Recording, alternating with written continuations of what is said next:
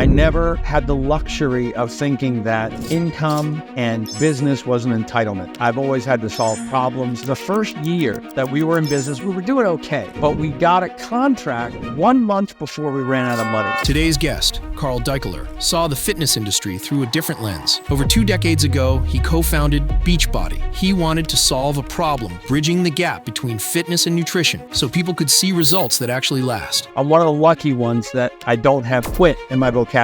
I do think it's very difficult to be blessed with the surroundings that give you the opportunity to build those muscles and learn. Carl's vision evolved from unique fitness DVDs to iconic programs like P90X and 21 Day Fix, transforming living rooms into family wellness centers. They've taken fitness into the digital era. So many people limit themselves based on where they think they've got enough talent to succeed, when if they've got enough desire to succeed, for anybody who might be thinking about quitting, it's not the construct that is quit or not, it's the mission or the passion, and that's what you stay committed to. But what really sets Beachbody apart? Carl calls it participation marketing, a groundbreaking approach where customers can share their journey, inspire others, and even get rewarded for it. Prepare to be inspired by Carl Daikeler's journey, one that's redefining fitness for millions around the world. The best entrepreneurs, most successful ones, dismiss the concept of work-life balance. I believe that the mission of helping people achieve their goals, healthy, fulfilling lives, more important to me than perhaps finding a miracle pill. Welcome to Success Story. I'm your host, Scott Clary. The Success Story podcast is part of the HubSpot podcast network. HubSpot has been a huge supporter of the show, and I'm happy they are because I'm a huge believer in HubSpot. I've used it for everything from this show to all the companies I've ever run in the past. And I know there's a lot of entrepreneurs in the audience. And let me ask you a question. If you're an entrepreneur, you have to figure out marketing. Either you're doing it yourself or you have a team. And do you ever feel like your marketing team is just running from fire to fire, creating endless content, launching campaigns, generating leads, scoring them, nurturing them, and just when you put out that one fire, 3 more pop up? These days, marketers have never been more spread thin. That's where HubSpot and its new built-in AI assistant, Breeze, come in. When you combine the power of Marketing Hub and Content Hub, every quarter can be your best quarter. Imagine AI that instantly remixes your content for any channel, smart lead scoring that automatically spotlights your hottest prospects, and an AI-powered analytics suite that puts all your KPIs in one place. Plus, AI co-pilots and agents that handle those time-consuming tasks that you've been juggling. Stop spreading yourself thin. Marketing is tough enough. Building a business is tough enough. Stop putting out fires. Start making major moves with HubSpot. Visit HubSpot.com/marketers to learn more.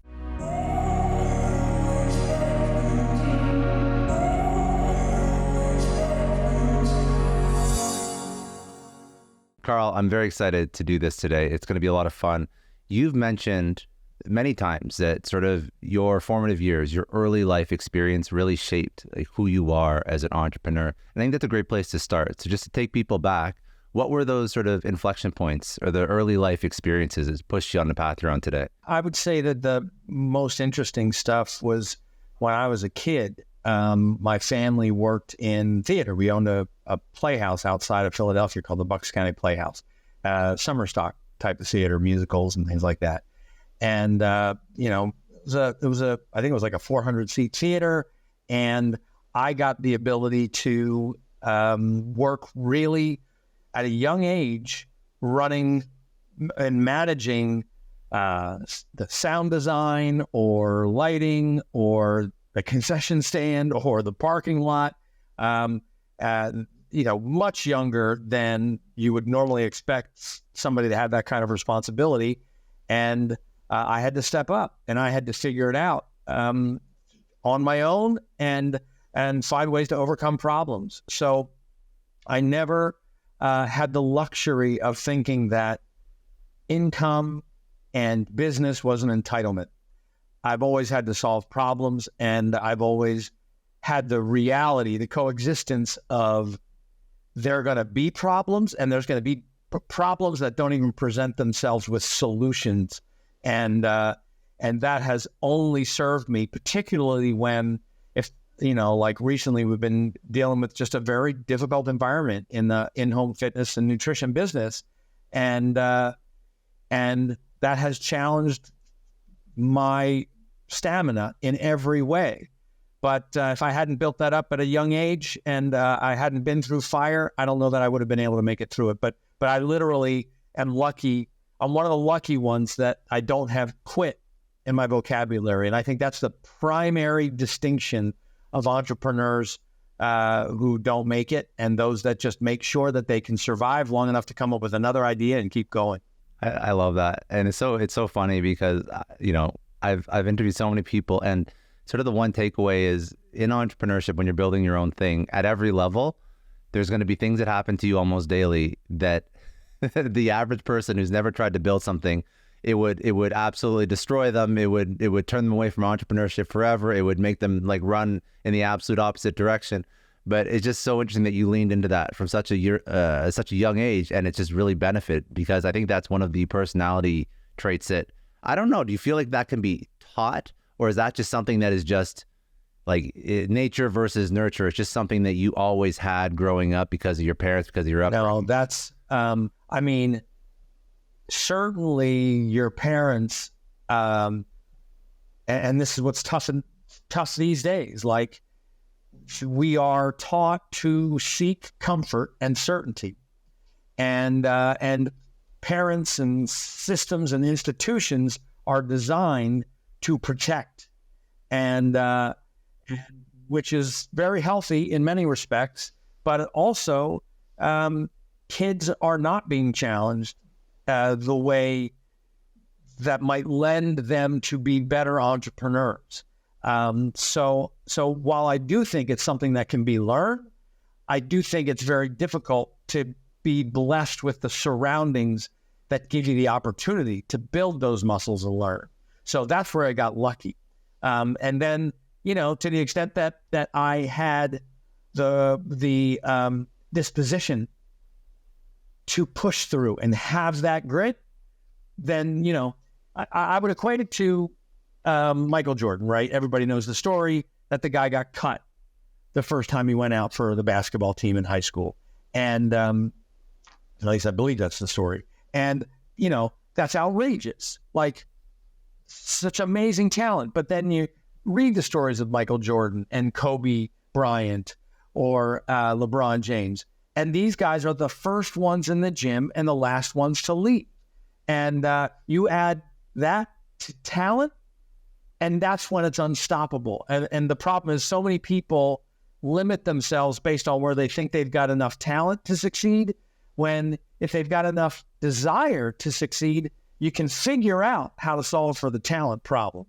But the question is, how bad do you want it? And are you willing to coexist with outrageous obstacles and pain?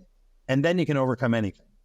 So obviously the first version of entrepreneurship that you had was at a very young age, but I'm sure that you've gone through sort of these other journeys and you tried to build other things throughout your career. I'm assuming a lot of them have not been successful. Obviously, we only know you for the successful ones, but even walk me through like that framework. Totally agree. But every entrepreneur is also going to have a lot of things that didn't work out. So applying that mindset of persevering, being in it for the long haul, not giving up, how do you balance that with, okay, this idea is not working and I want to move on to something else? Because they're two conflicting ideas that are very important to balance that will eventually lead to success. Because if you stuck on that idea that didn't work, that you started 20 years ago, well, then you wouldn't have had the success you have today. So how do you balance those two sort of conflicting ideologies? That's a really good question. And I don't think anybody can appropriately answer that in a formulaic way. Because it sort of depends on how much is it burning inside you to create your category and define your category. Look,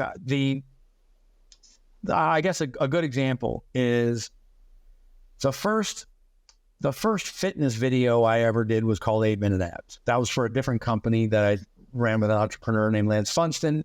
Called that company was Telemerica. And so this was just an idea. I needed it for myself. I thought it would help me stay consistent. 8 minutes a day, how hard could that be? And I remember with the success of 8-Minute Abs on selling through TV, I said to Lance, look, there's something here that's really compelling. I think providing information on how to work out at home through, at that time it was VHS, turned into DVD, and now it's digital. But you know, in an environment where people think they got to go to the gym or they got to spend money on a trainer, or just jog their way to fitness, this is a very compelling way and cost-efficient way for people to get results. So let's do more of these. I got a bunch of other ideas. And he said, no, I want to pursue this other angle, that the business had also a media angle. And so now that was a company that he and I started together to be a marketing and media company. But I saw this other opportunity that I was very clear on. So that's what I chose. So chose that opportunity and pursued it, but I had to do another job in the meantime because I wasn't ready to pursue that. I had to start a whole nother company. So before I started that company, I had a little business with an infomercial company, Gusty Renker, where we created this sort of an online matchmaking dating service that we did through radio. And then Match.com came along, and so that business didn't work. But we did okay for 2 years. But over the course of those 2 years, I formulated other ideas, and then I was ready to raise money and pursue this other concept. But even then, I remember the first year that we were in business, we were doing okay, but we weren't well financed. So like we were selling a product called Thin Thighs Guaranteed and Great Buns Guaranteed and Great Abs Guaranteed, but it wasn't enough to pay everybody's salary. I wasn't pulling a salary. But we got a consulting contract 1 month before we ran out of money to help a company that was marketing LASIK services. So at the same time that we started to develop our first big infomercial program, I had this consulting contract to build this LASIK business, which kept us in business. And so all of it is creativity. And if I ran out of capital, it would have been done. And then I would have started over in another way. So it all is iterations, and it's never going to be a straight line. Do I quit or do I not? Here's another good example, Scott. When programs like P90X and Insanity and Power 90 and all these things that people know were so incredibly successful at people getting results, and then wanting to, somebody would see them like, how'd you lose 50 pounds? And they'd say, oh, I'm doing this thing, P90X. And I had people saying in our message boards, if I could have a nickel or $1 for every time somebody bought P90X because they saw my results, I'd be rich. And I thought, well, wait, that's really interesting because that's really a true thing. Somebody loses a lot of weight. Everybody around them, it's got credibility. It's not a company marketing. That's my buddy. And so I want to do that. So we said, how can we be a catalyst to that kind of initiative? So we went into the network marketing business, or what's known as multi-level marketing. And so that was the way for people who were customers to monetize their health and fitness. That worked for us incredibly well for 17 years. Well, let's say incredibly well for 14 years. And then we started to see it decay. And the model got it got antiquated and unpredictable, which is is not a good formula for a public company. But the premise stands that a human being getting results with a fitness and nutrition program is better marketing than any company can do on its own. So we just shifted it. So some would say we quit on multi-level marketing and our Yeah, but I see it. But you still take all the learnings and you keep rolling them into the next thing again and again and again, and it's changing slightly, and there's nuances to how this thing is a little bit different than the last thing. But I see what you're saying. You could look at outside looking in. You say you quit, but ultimately it's just different iterations. It's evolution more than quit. Exactly. And so for anybody who might be thinking about quitting, here's the process I go through. I go through all this weekly, certainly, sometimes daily. What is my mission? Yeah, I want to make money. But at some point, I'm going to make a lot of money. And the question is, am I still on this mission? Our mission is to help people achieve their goals and lead healthy, fulfilling lives. What's the most compelling way to help those people achieve their goals and lead healthy, fulfilling lives? By seeing other people that they know get those results. So against that test, I go 170 million people overweight or obese in the US alone. That TAM, the whole fitness industry has barely dipped a teaspoon into that ocean of TAM. So I fully believe that we're just getting started. We just need the business model to be right. And that's what you'll quit on. It's not the construct that is quit or not. It's the mission or the goal or the passion. And that's what you stay committed to. I love that. You know, it's so crazy to me, and I'm sure people that are listening to this are going to echo this too, because you're still telling me after all the success that you've had, and this is how I know that you're actually mission driven, after all the success that you've had and after all the programs that you've rolled out that are quite literally household names, like people know the names of all the programs you rolled out, and we can talk about, you know, nuance, some why they were more successful than others, but even now you're still like, I'm still learning, I'm still iterating, I'm still targeting this TAM because we've only barely touched it. By any other measures of success as an entrepreneur, like you could probably never work again. But it just goes to show you, I mean, if you want to, I mean, that's a whole other story. But by most people's definition, you've already achieved massive success in what you've done. When you have household name products, that's incredible. But it's being mission driven that I would bet, without really knowing you that well outside of just the past 10 minutes of us chatting, like you still feel like there's so much an incredible amount more to do with the people that you serve. And that's why you're still rolling out new things, iterating, improving, evolving. The longer you go, I think the hotter your ambition burns. And I think, you know, everything's a razor's edge. You got to balance that to not make it miserable on yourself. But like I used to have when I would pull into my parking spot at the office, instead of having my name on my parking spot, I had my metrics. So I wanted 10 million subscribers of our digital platform, 2 million subscribers of our nutrition platform, and I wanted 1 million what we would call partners. And that was people in the network, okay? You know, right now I'm at about maybe 10% or less of all those numbers. So this is 8 years ago. That was my objective, and I'm not there yet. And I fully expect to achieve that still. 60 years old, been doing this for 26 years, and people are like, wow, what a career. I'm like, I literally can tell you, Scott, I feel like I've been doing this for 6 months. Like, I feel like I just got started. It does not feel like I was with a bunch of people who've been working with us for 2 decades, and they were reminding me of things that happened. And I'm like, wow, it seems like we've been doing this so long. And I feel like we just got started this year. So, you know, maybe that's the way I'm wired, or maybe that's just what happens when you really are this committed. You know, there's this argument with entrepreneurs, and I don't know, the best entrepreneurs that I know, the most successful ones, dismiss the concept of work-life balance because their work is so important and gives them so much joy. And that is the thing that they are determined to achieve.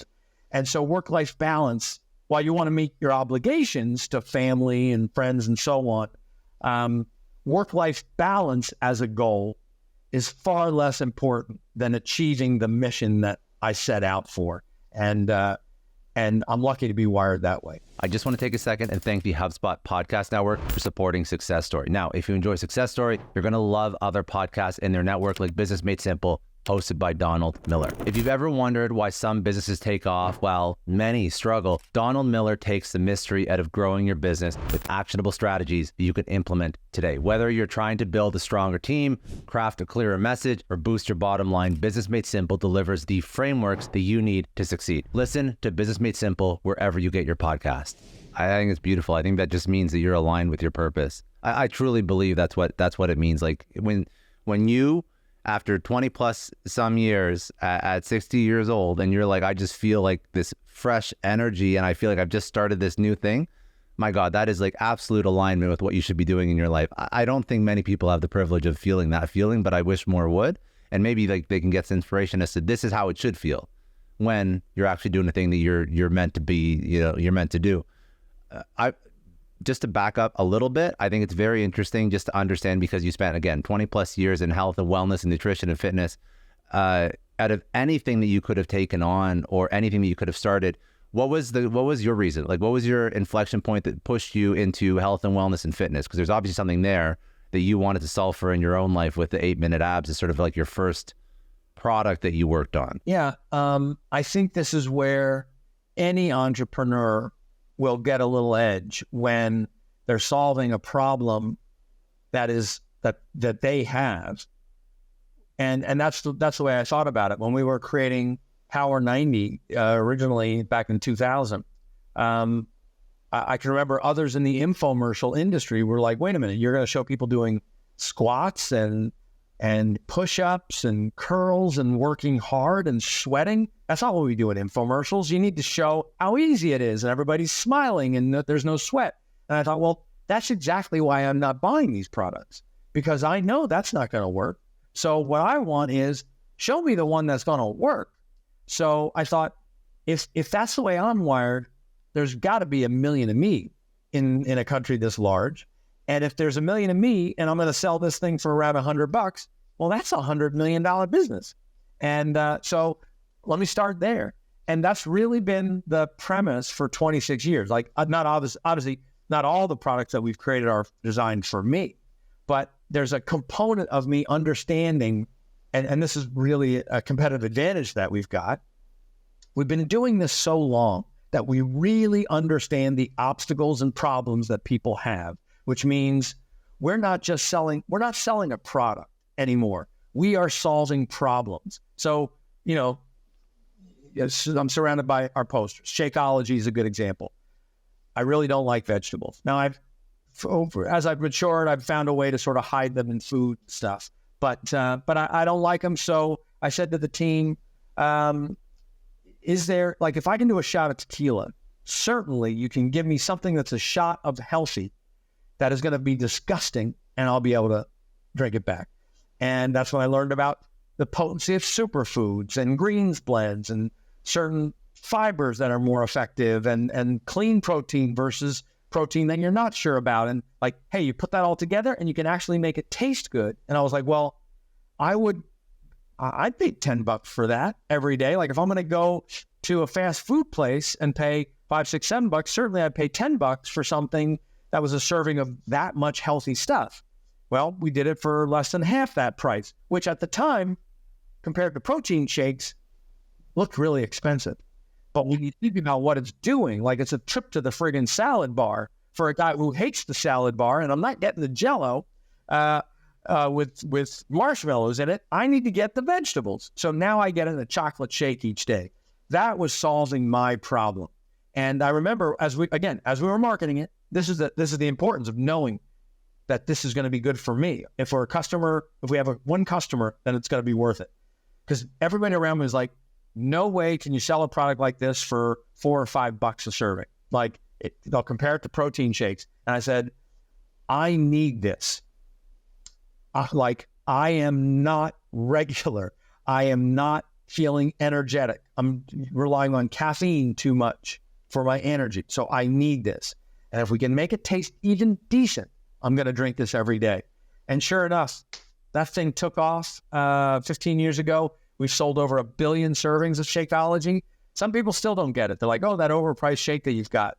They don't know the amount of testing that goes in this. And the amount of testing that goes in this to make sure it's got the potency that we expect, right? Because you got ingredients coming in, and you got to make sure that it's not being cut, that it's not being diluted, so that the supplier gets more margin. So we got to test it to make sure it's as potent as it says, both on receipt and when we deliver the product. And I know, and I make sure that product lives up to what I expect, because I have had this shake every day for over 15 years. Like, that's how much I live it. So I won't let that's a good endorsement. I won't let the team round the corner. And I've had finance people sharpen their edges and think, oh, I'm going to go in there and we are going to turn this thing into a profit-making machine. I would love that, but not at the expense of the one thing I consume every day that I know is super good for me on the inside. So, and that's the way you create distinction in your life. Now you got to find ways to be competitive and pricing and all that stuff. But ultimately, and I'm not trying to promote my stuff necessarily.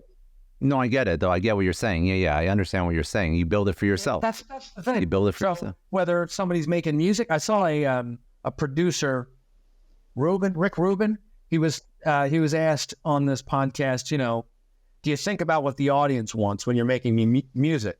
And he's like, not at all. Like, I'm creating music that if I love it, I know the audience, somebody in the audience is going to love it. I just need to make sure that I love it.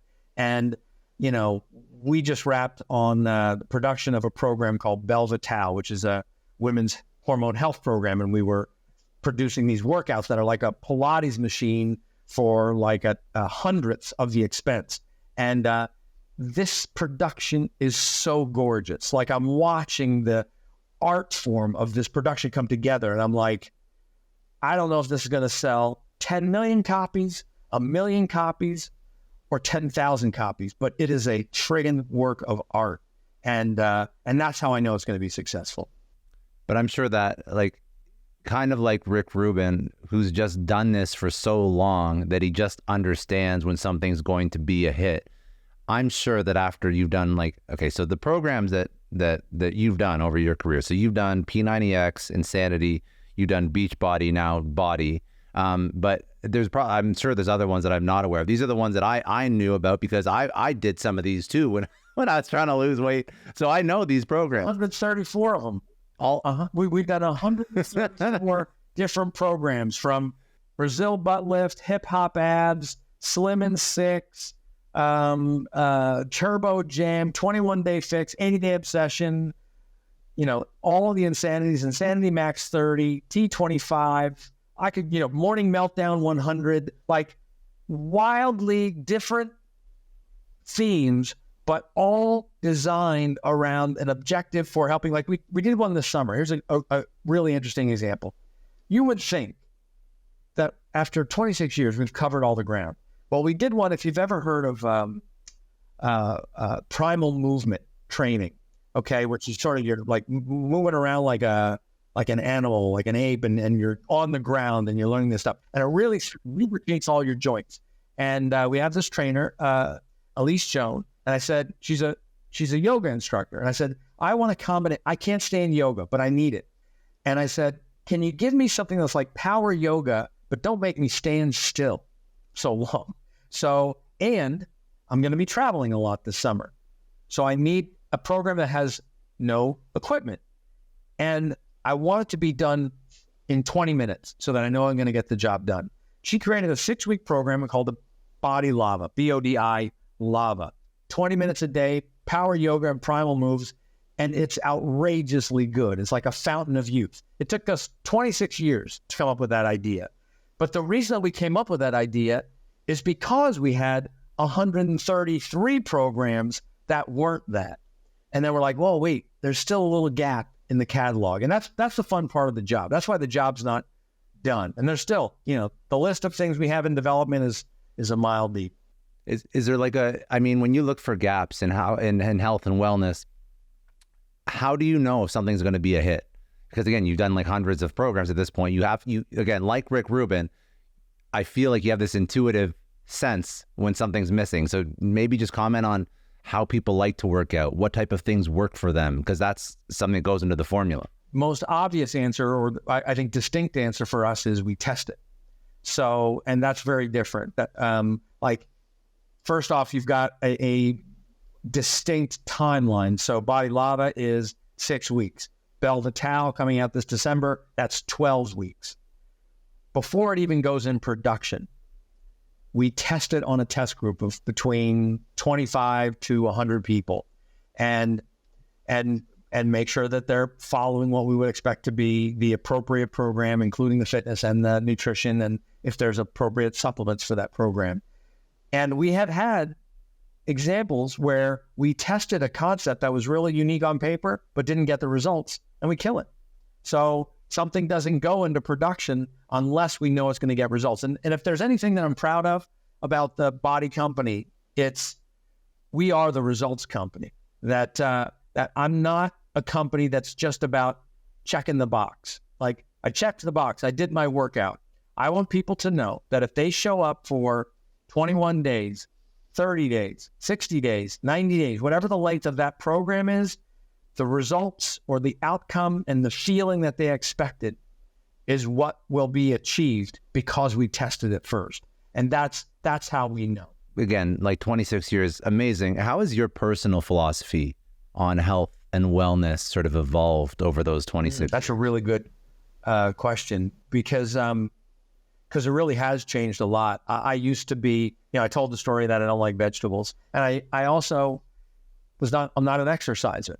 Now, I would say as recently as this year, as I turned 60, I had to check myself, because even that mentality, even though it's sort of clever for the fitness company to say, I don't like working out, but I do it because our programs are great.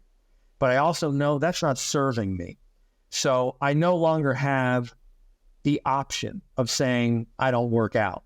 I have to. If I want to, like, I visited my parents at their respective facilities, right? Where they're, what do you call them?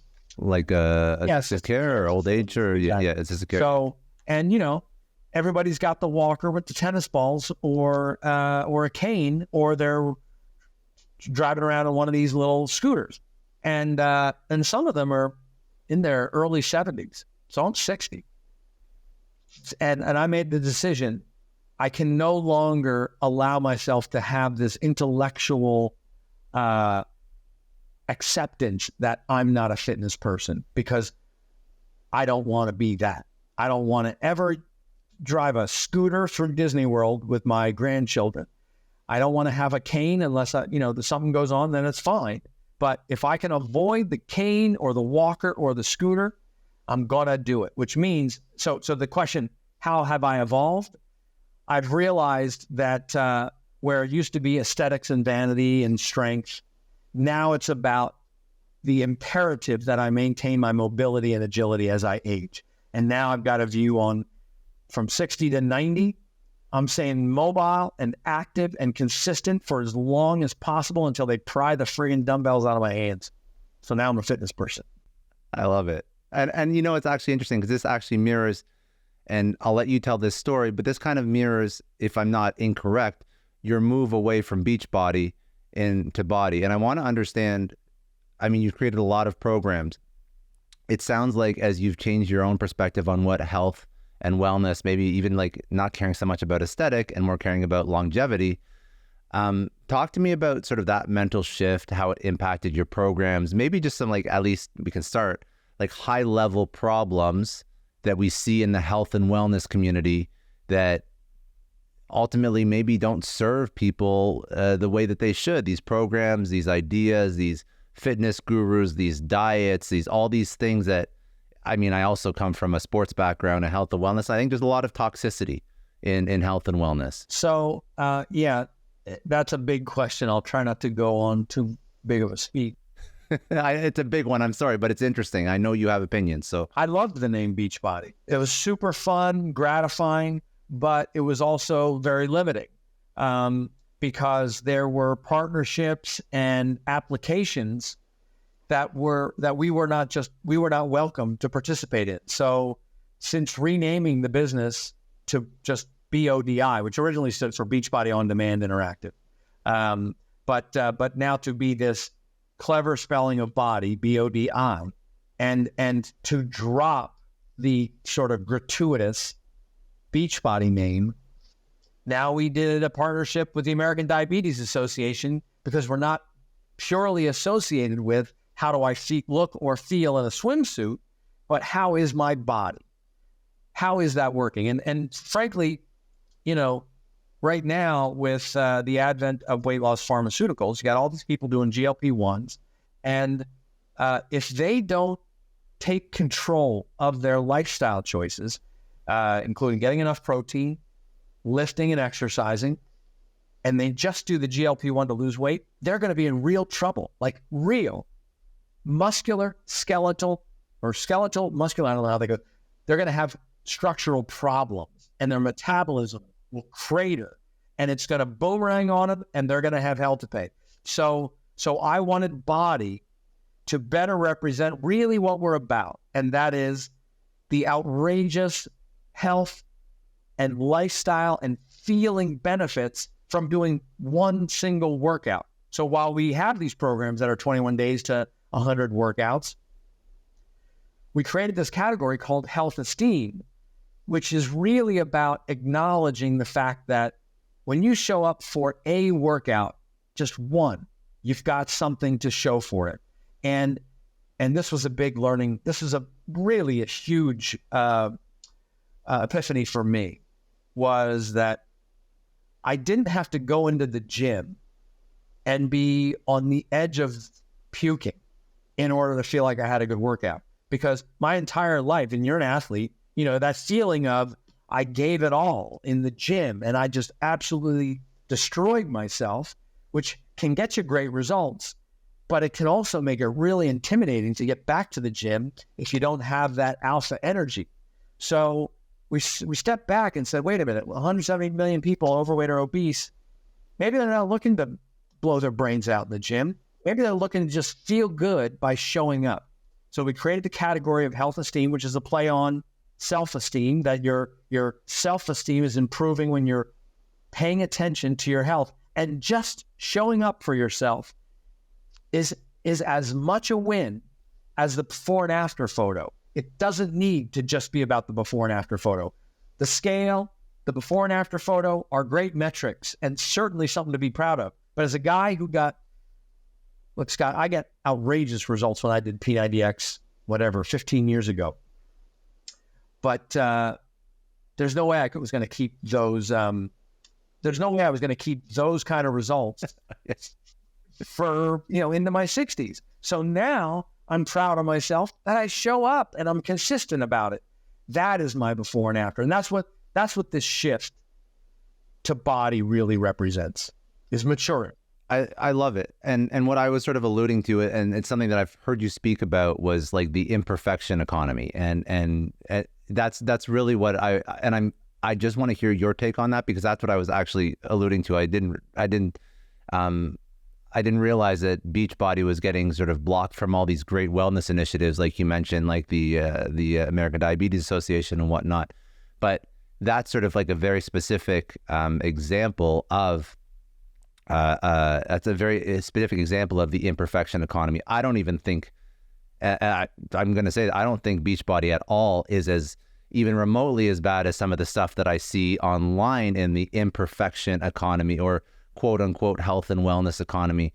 I think that, social media and fitness influencers and everybody is almost like a zealot about their specific workout regime or diet, to the point where they almost shame or look down on other people that are also trying to improve in a slightly different way.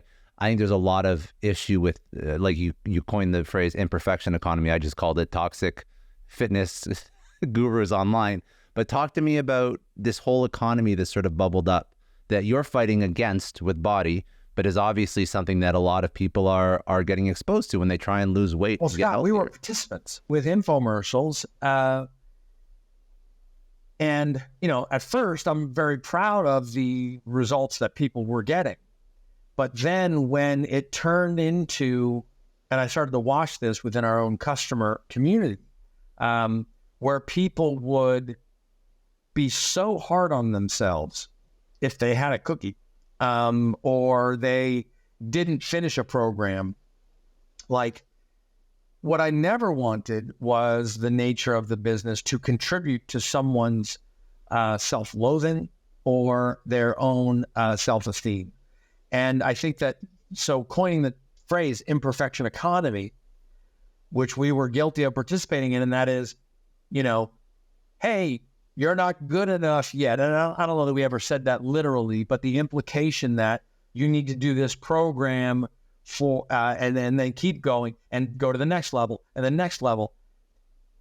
And look, our mission statement is where I don't feel too guilty, because it's always been help people achieve their goals to lead a healthy, fulfilling life, not help people lead our standard for a healthy, fulfilling life, which is also why we had to abandon the name Beachbody, because what was just a clever little fun name turned into a connotation of some sort of perfect image or ideal body, and we didn't want to participate in that anymore. And it's interesting, so we've got incredible customers who've had outrageous results and are such inspirations. But I've had some of them say, I've seen them on social media saying, yep, I'm still calling it Beachbody because that's what it is to me. And it's fine, but they're not really accepting the fact that the company, like, this is not Twitter going to X. This is a company evolving its message so that it can be more helpful in helping people achieve their goals and lead healthy, fulfilling lives. And quite frankly, if I think about my kids who would look over my shoulder at the infomercials that I'm editing, I would get self-conscious if all of a sudden they're seeing me perpetuate an ideal that now I'm teaching them that they have to live up to. And I was no longer comfortable with that prospect. So that's why we started to make these changes, and they were not that radical. I mean, we still want people to have a healthy, lean body mass. We want them to have muscle, but I don't want them to starve themselves. I don't want them to, I've watched people with intermittent fasting, which can be great, but I have watched friends intermittent fast themselves into an eating disorder because they go, wow, when I skipped breakfast, I really started losing weight. I'm going to skip lunch now, and I'm going to eat even less for dinner. And then all of a sudden they're eating crumbs and they're miserable. And so anyway, that's the nature of that transition. And I think we're still navigating it because results are such good marketing, because that's what people aspire to. So you still need the results to market, but the message within the product needs to be about okay, we have a promotion going right now called Workout to Win $10,000. That's not about a transformation contest. It's just every time you work out in October, November, and December is another entry into that month's $10,000 giveaway. So it's really a participation trophy. You show up, you do the workout, and maybe I won 10 grand today. I don't know. So that's what we're trying to reinforce. Show up, do the best you can. And by the way, when you show up that way in the morning, maybe have your shake. The decisions through the rest of the day tend to support that effort that you just put into it, versus when you blow the workout off and you're not feeling good, you feel defeated, so I might as well have the extra piece of pizza, and I might as well blow off trying to get a vegetable at lunch, and so on. I want to take a second and thank Range Rover Sport for supporting today's episode. Now, let's talk about tools that match your ambition, that match the ambition of everybody who's listening today, who has taken risks, who has up-leveled their personal, professional development, who has tried to build their own thing. Everybody listening gets it. There is a moment when the thing you're trying to build, the challenge that you're taking on, it finally starts to take off. There's like this rush of excitement and possibility, and that feeling that you get when you get behind of the wheel of a Range Rover Sport, because we've all had that perfect drive when the road, the car, and you're all in perfect harmony. But that's not just by chance. The Range Rover Sport is designed to make every drive feel that way. And the Range Rover Sport is not just for impressing others. It's how you feel behind the wheel. It's how you feel when things are going the way they're supposed to go. Whether or not you're navigating city streets, you're exploring back roads, the Range Rover Sport combines refinement with a sense of adventure. It matches your own versatile lifestyle. With features like adaptive off-road cruise control, you can tackle challenging terrain with confidence. The dynamic air suspension always makes sure you get a smooth ride. It responds to road conditions for optimal performance. So from daily commutes to weekend getaways, the Range Rover Sport is ready for whatever you have planned. It's more than just a vehicle. It is a companion for all of your journey. So if you're ready to elevate your driving experience, visit LandRoverUSA.com and configure your Range Rover Sport today. I think that what you're doing and the way that you're shifting to body is super healthy, but like, just tell me, because I haven't really, I go out to the gym and I sort of work out and do my own thing, but I'm not really a participant in, like, it's not like I'm getting into this for the first time. And I'm curious what you see with other companies in the fitness industry. What what is the imperfection economy? What are the standards of marketing? Is it still the before, after in 2024? Is it still the unrealistic expectations? Like somebody who has never really been to the gym and wants to work out and they want to start a program currently outside of body, what do they see when they start to research? You certainly have some of that. I think that fitness is still decentralized. I think since the end of the infomercial has disabled much of that idealism.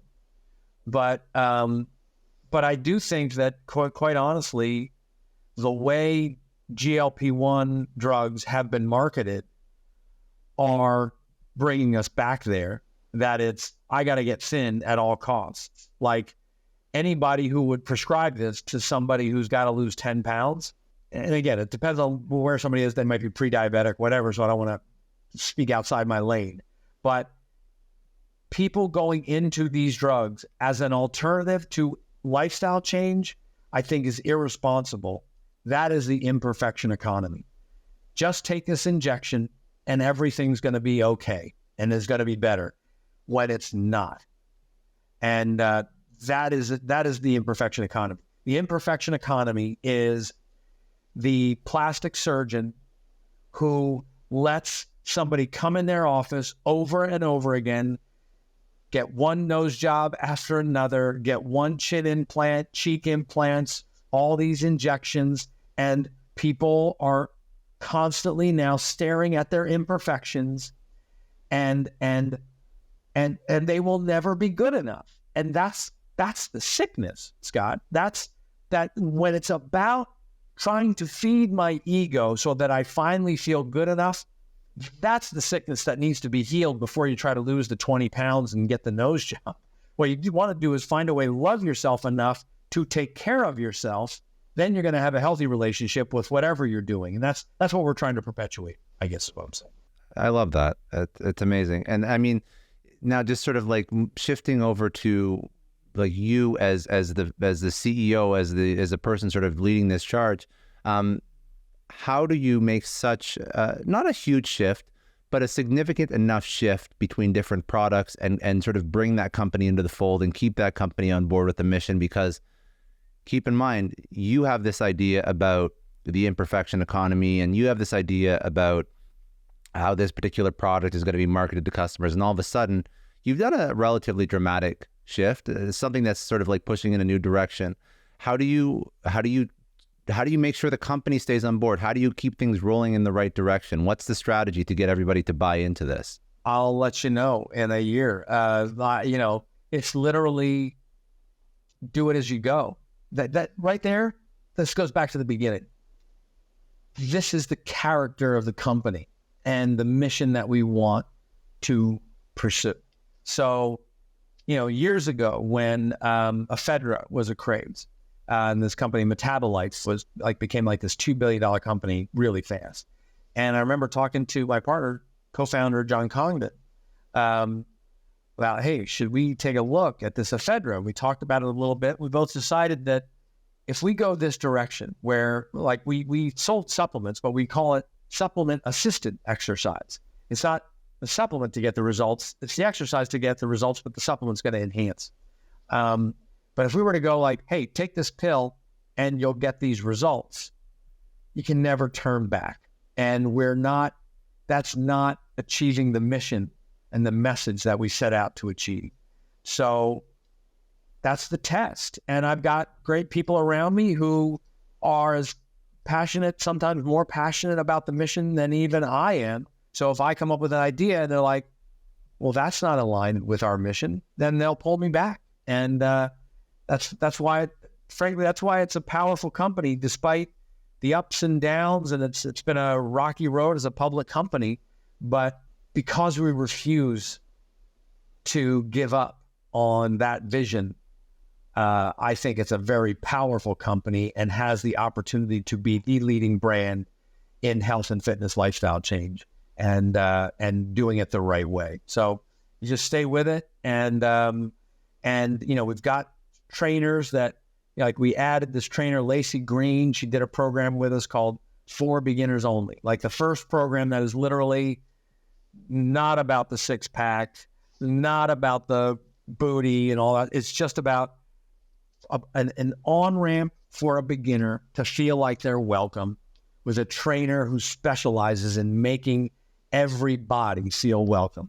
And she's fantastic and one of our most popular trainers to go to regional events that we hold, because she just makes everybody feel so good. And when everybody feels good, now they're pursuing health esteem, not just the outcome. And that's nuance that we add to a company that's known for abs and buns. Would you consider yourself like a visionary as a CEO? In fact, would you consider yourself a visionary, or I don't have. You don't think so? No, my vision is not that long.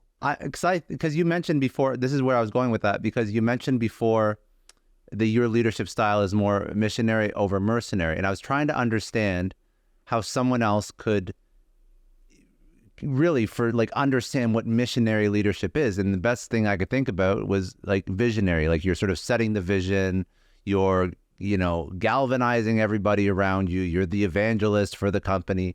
But it's funny that you say that you aren't that. So maybe explain to me why you think you aren't that, because I think you are, to be honest. But I mean, you know yourself better, obviously. I think I'm a disciplined opportunist. That's what it is. So you got all these opportunities in front of you. And the question is weighing them based on how they might improve or help people solve a problem. So this is why I don't know that it's visionary. I'm just dealing with all the pieces that I see in front of me and the problems that we're experiencing. And then what I am with all this experience and a disciplined focus lets you put pieces together that other people whose priority might be, how do I make all the money, right? Or how do I knock somebody off who's already doing something? They're not focused on the problem. They're focused on, how do I make money? How do I create market? And we're focused on, wait a minute, this is still a problem here. Let's try to put these pieces together. Wait, look at that little piece. That's really part of the problem. We're so focused on that.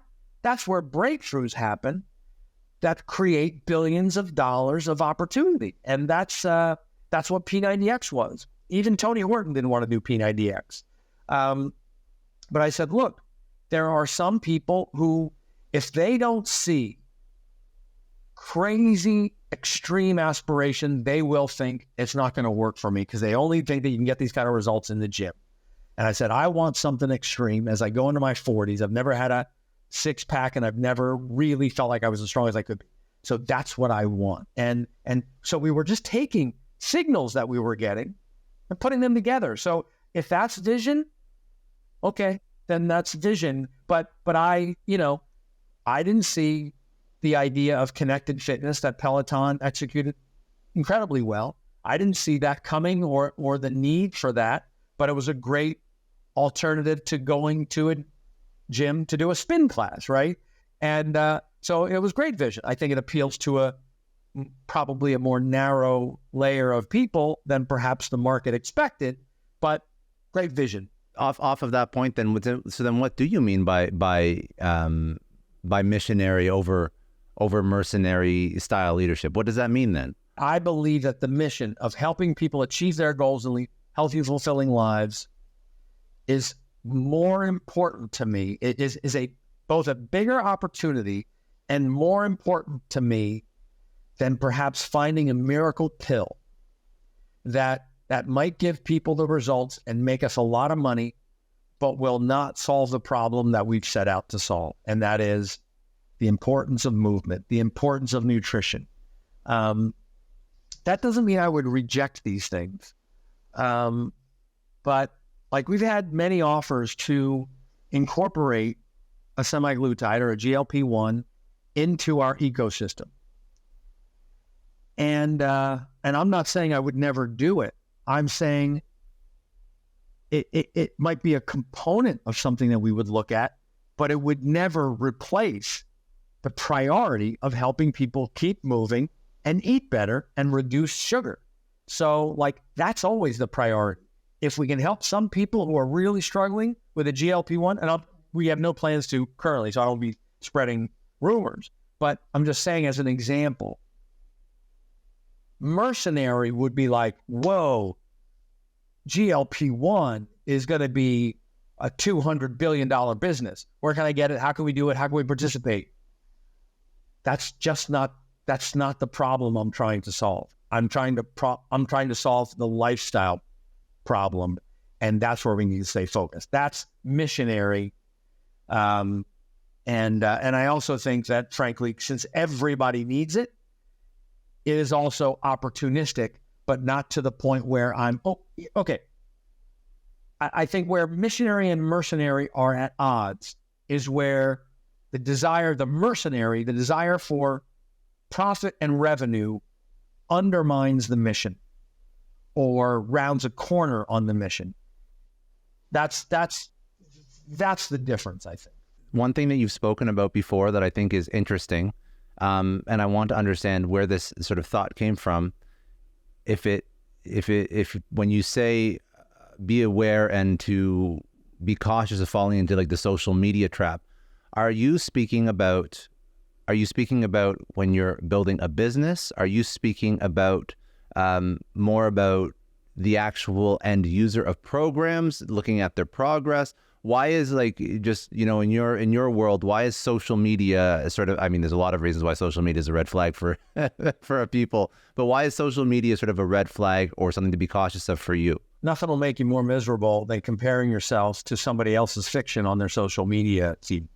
And the more you pay attention to certain fictional portrayals of people and their real lives or their lack of problems, the more the algorithm will serve that to you more, those kind of stories, the more you will start to feel bad about yourself if you're not behaving in a way that would direct you that way, or if you're encountering problems or difficulties in judging yourself against somebody else's discipline or ability to show up or their body fat percentage. That's just a recipe for misery. You have a huge community. I'm assuming that mental health and wellness, and not comparing your wellness journey to somebody else's on social media, that has to be a message that you're just trying to repeatedly put out to the people that partake in your programs. Because I'll tell you, it's so interesting. I've seen, you mentioned before and after pictures. I've seen before and after pictures of fitness influencers that really just change the lighting or change the angle of camera in the before picture and the after picture, and they look like totally different people. Looks like it could be 6 months apart between the before and after, but ultimately it was like 2 minutes difference. So that's the social media, especially for people that are on this health and wellness journey, weight loss journey, physical health journey. It can be so disheartening and so demoralizing to look at what somebody else, looks like or what they've achieved. And I think mindset's half the battle, right? So if you keep comparing yourself, it's just going to be super unhealthy. Totally agree. And I don't think anybody's immune. Like, you got to be pretty special and have some sort of Zen-like confidence or comfort with yourself to not beat yourself up. And that is, frankly, part of the wellness battle. That is part of health esteem, is understanding where you are in your life. What challenges do you have? And forgiving yourself when life knocks you down, and applauding yourself when you got the resilience to get back up. After 26 years in this industry, you've mentioned a few things that have sort of kept your company alive and well and relevant. But looking back, just for entrepreneurs that are listening, what would be some wisdom that you could give them so that their companies could have a 26-year lifespan? I think that's phenomenal. I've had maybe 5 or 6 brushes with death or existential periods running this company for 26 years. And there's a reason for that. One is the market changes around us. So we have to adapt and really try to think out ahead. Or we got complacent and didn't keep up. Or things happen in the marketplace and the return on investment of certain things didn't keep up. So survival, which is the whole game, means keeping track, and this is very business sort of 101. Know how much cash you need to be able to weather a difficult storm. We saw so many companies fail during the pandemic, and just brutal. But who would have thought that you needed to have 18 months of capital stored up while the whole world was upside down? Like, you would never necessarily know that, but these are the environments to make sure that the way you manage debt, the way you manage cash flow and distributions of that cash, and the way you even risk your own personal situation against the companies, all contribute to making sure that you're going to be able to survive a difficult period of time. Likewise, never let the good times intoxicate you, because I guarantee they're not going to last. And you better figure out what the reinvention is going to be when it comes, because at best, you've got 6 years. More likely, you're on a 2 to 3 year cycle. But when things are really killing it, at best, you are going to find yourself in an existential situation in 6 years. That's been my experience. And if you don't have an innovation and an approach that is a real reinvention by 6 years, you're probably going to be in trouble. We've been lucky to stay ahead of that curve just enough. We've gone through a lot of great topics. What would be one thing that I should have asked you, one question or one piece of wisdom that you think you'd like to leave the audience with before we wrap up? Well, you should have said, how can I get some of that shake? Yeah, no. I already know the answer to that. Listen, we'll get all those links. I'm going to get some because I also hate eating vegetables, and I also try and find other ways to get around eating like a full salad at every meal, and I get made fun of, but whatever, it's my thing. Now I have a kindred spirit. I'm one of the million who's like you, so I'm going to get some of that, but we'll put all those links in the show notes and I'll take advantage. I'll do a little bit of self-promotion or one concept that I really love about this company, okay? So the one thing, if you were to say, like, what's the one thing that is what they call a USP, or a unique selling proposition, that you think is outrageous about BOD? Here it is. The fact that we continue to combine the desire to lead a healthier lifestyle, start working out more consistently, start eating more healthy, and we combine that with the opportunity for anybody to monetize that with an affiliate program. Used to be the network, and we transitioned that now to an affiliate program that is super simple, that literally anybody can say, hey, you know what? I'm going to do this program. Let's call it, they're going to do the Belle Vitale program that comes out in December, 12-week program for women. And they say, so let's use the Belle Vitale for women and Dig Deeper, Shaun T's lifting program, the 12-week program for men. So you're going to do one of these two programs, but it might be a little bit more motivating for you to do it if you know that doing it and sharing about it could actually make you real money. And the fact that we've combined that so anybody can make, so let's say you're going to do Dig Deeper, and you tell your audience that you're going to do Dig Deeper, and you give them your link that you get from our affiliate program, you can make up to 50% of the revenue that's generated. Like, that's real money. And you deserve that because you're the one initiating that inspiration for people to get involved. And I think that is really unique in the space. Look, you don't need another fancy piece of equipment. There is no fitness, nutrition breakthrough that's going to change everything. It's really just about the little decisions and stacking them up consistently. And how do you do that? You layer on motivators and you have a good program that's fun to stick with. That's Dig Deeper. That's Belle Vitale. And now the addition of a monetary reward for sharing it with other people. And I think that's really unique. And you don't need to be a health and fitness expert to want to inspire people or create a group of people who are going to do it with you. But if you get 5 people to do it with you, you deserve the $500 that should come from that. And I'll tell you something, like that's such a great marketing strategy. And I see like how all the different ways that you've marketed over the life of the company, they've led you to this. It's so smart. A lot of businesses should adopt it. I don't think many do, because if you find something that impacts your life in the way that any of your programs impact your life, you're going to talk about it with your friends and family anyways, because this is huge. Just imagine you couldn't find a program, you hate going to the gym, you don't play an organized sport anymore, you're not part of a league, you find something you can do from your own house and it changes your life. You're healthier, you feel better, more energy, you talk about that. So it's very smart to sort of incentivize. It worked great in the network model, but then we found that people would go, oh, is that one of those MLMs? And then they'd be like, no, thanks. They would reject the premise just because of the business model. So we had to move the business model out, simplify it. And now it's just like you see influencers and affiliates. And apparently there's research that says that 54% of the people with full-time jobs, age 18 to 60, people age 18 to 60 who have full-time jobs, 54% of them would love to make money as an influencer if that was an option to them. That's a lot of people. The good news is 170 million of them are overweight or obese and could combine that desire with the need to take care of themselves better. And I think that's a really unique thing about Body, and that's what I'm super proud of. I love it. Okay, so where can people go? So what are the links, places you want to send people? Because you got a lot of stuff going on, so where do they go? Keep it simple. Just go to body.com, BODI.com. And it's all going to be right there. You scroll around, you can find the affiliate program.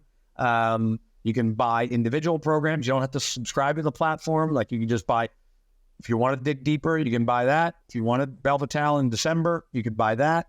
Shakeology's in there. So that's the best way to just roam around and see what'll work for you. Are you on social? Do you want to drop your own handles or no? You just send people to body.com. I don't care. People will follow me. Okay, cool. Last question I always ask everybody. You've had a great career. You could go back and tell your 20-year-old self one piece of advice. What would that thing be? I would say, hey, look, you're gonna get frustrated and think you don't know where this is going, and it's gonna be hard. But if you stay focused and don't let yourself get distracted, you will see the answer as long as you refuse to give up. That's what I would say to this.